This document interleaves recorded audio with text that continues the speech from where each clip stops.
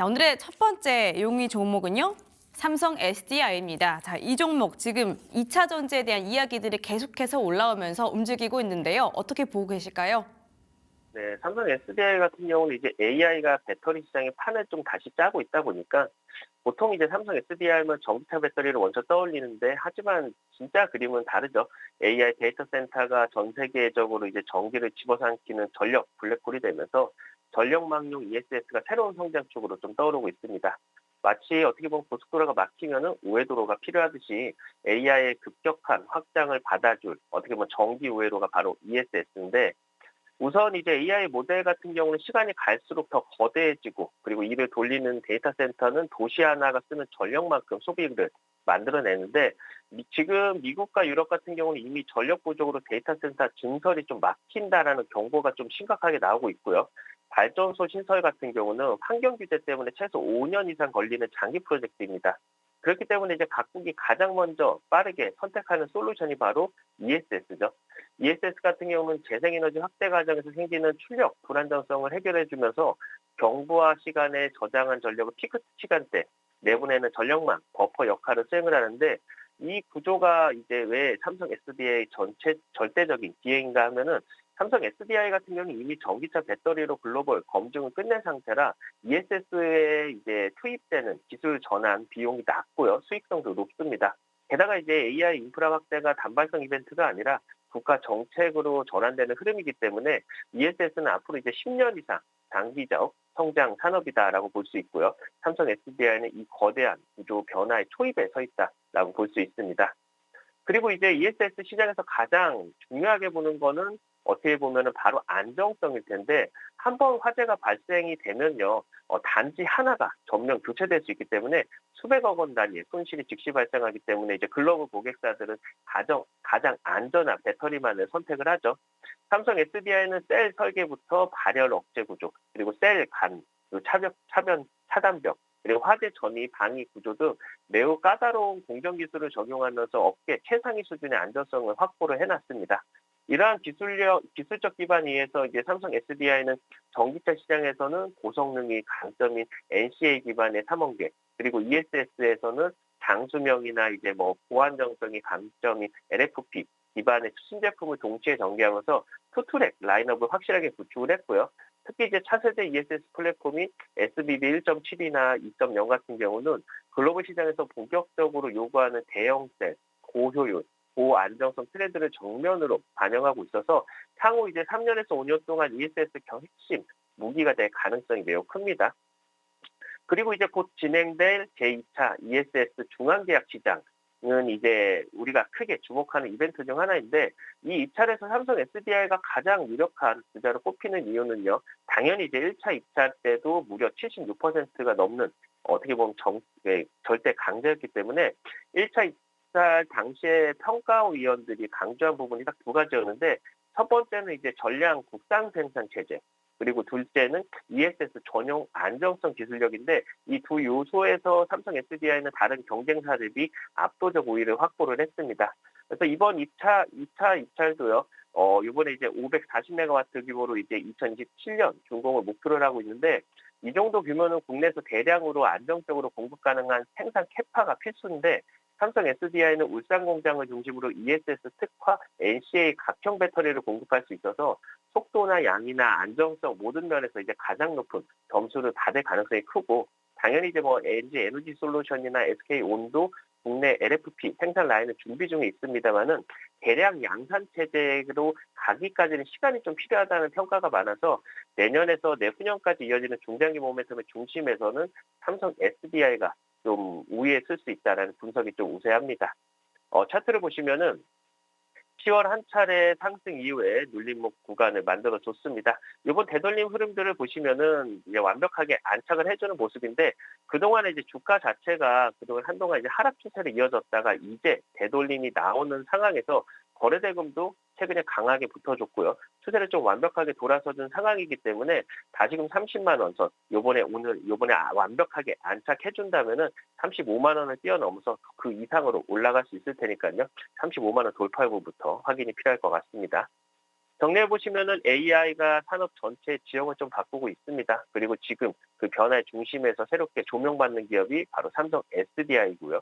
ESS는 이제 선택이 아니고 필수고 AI 데이터 센터나 아리백이라든가 전력망 안정화 이 거대한 흐름을 만나는 지점에서 가장 강한 수의 포지션을 잡고 있는 게 바로 오늘의 용이죠. 삼성 SDI입니다. 네, ESS에 대한 기대감이 이어지면서 삼성 SDI 오늘의 첫 번째 용의주로 주목해 주셨습니다. 35만 원을 돌파하는지 한번 체크해 보시는 게 좋을 것 같습니다. 자, 뒤를 이어서 두 번째 용의주도 검거해 보도록 하겠습니다. DRAM 가격 상승에 이어서 삼성전자와 SK하이닉스가 희비가 엇갈리고 있는데요. 오르고 있는 삼성전자부터 먼저 확인해 주시죠. 네.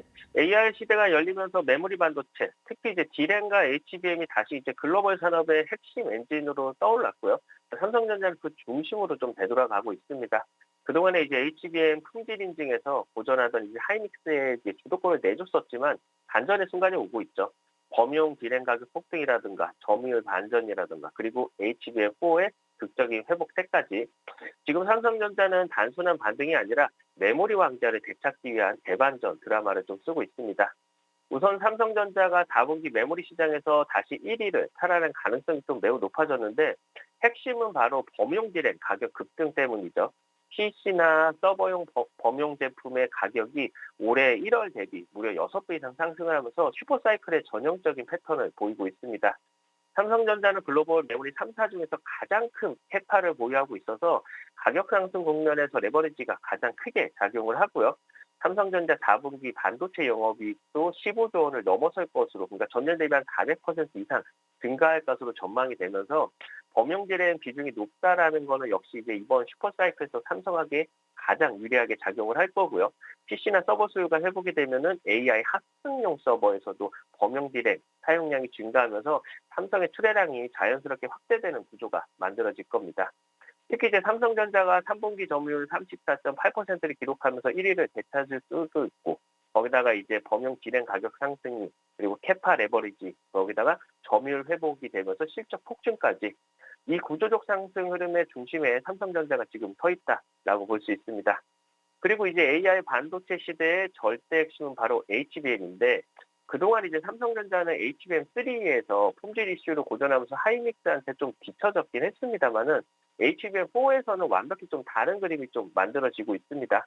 삼성은 이번 이제 HBM4의 업계 최첨단 공정인 6세대 디램을 적용을 했고 베이스 다이 같은 경우는 자사 파운더리의 다나노 공정을 직접 사용해서 완전 내재화 생산 체계를 좀 구축을 했죠.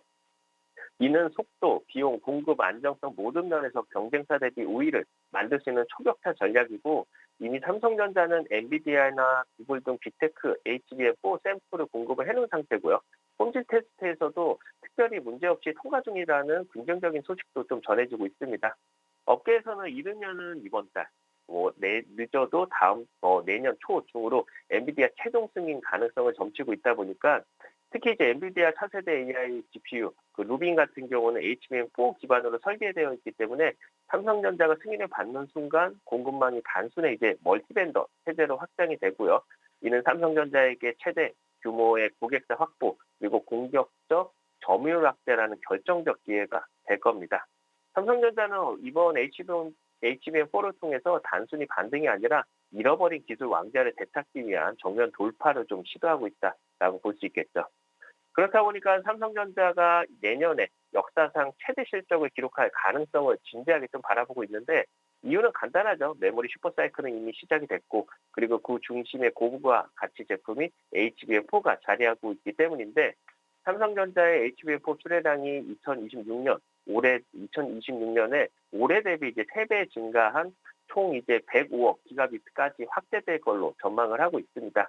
이는 곧 메모리 부분의 수익성이 전에 없던 속도로 개선되고 있다는 의미고요. 여기에 이제 디램 가격 상승이라던가 엔비디아 공급망 확대나 빅테크 고객사 다변화까지 더해지면은 구조적 실적 개선의 궤도가 만들어질 겁니다. 물론 변수는 이제 수율 안정화인데 삼성은 이미 이제 PRA를 통해서 이제 통과하면서 기술 난간을 상당 부분 해결한 상태고요. 그리고 올해에서 내년은 품질 안정화, 그리고 그 이후에는 대량 양산, 그 점유율 확대라는 흐름이 자연스럽게 이어질 가능성이 높다 보니까 삼성전자는 반도체 겨울이 끝나고 이제 10년 만에 정통 슈퍼사이클 초입에 다시 섰다라고 완벽히 좀 볼 수 있을 것 같습니다. 차트를 보시면은 11만 원대 신고가 돌파를 코앞에 두고 있습니다. 어떻게 보면 역사적 신고가를 코앞에 둔 상황에서 최근 외인 기간, 특히 기간의 수급이 강력하게 이 빨간색 선이 기간선인데 강력하게 들어오면서 지금 전고 돌파 코앞에 나와져 있는 상황입니다. 현재 이제 앞으로의 먹거리를 생각해 보면은 더 상승할 수 있는 여력들이 충분히 남아 있다 보니까 이번에 신고가 돌파 이후에 15만 원 선까지도 안착해 줄 수 있을지 확인이 필요할 것 같습니다. 정리해보면 시장은 늘 가장 중요한 순간에 조용히 좀 움직입니다. 삼성전자는 단순히 좋아진다가 아니라 반도체의 왕자 복귀, 그리고 AI 메모리 중심축의 재편, 2026년 빅사이클 진입이라는 거대한 방향 전압의 초입에 서 있습니다. 오늘의 용의주 삼성전자였습니다. 네, HBM4 시대에서는 삼성전자가 판도를 뒤집어 엎을 수 있을지 엔비디아 최종 승인과 함께 내년도 실적 기대해 보도록 하겠습니다. 삼성전자 오후장 용의주까지 검거해 봤습니다.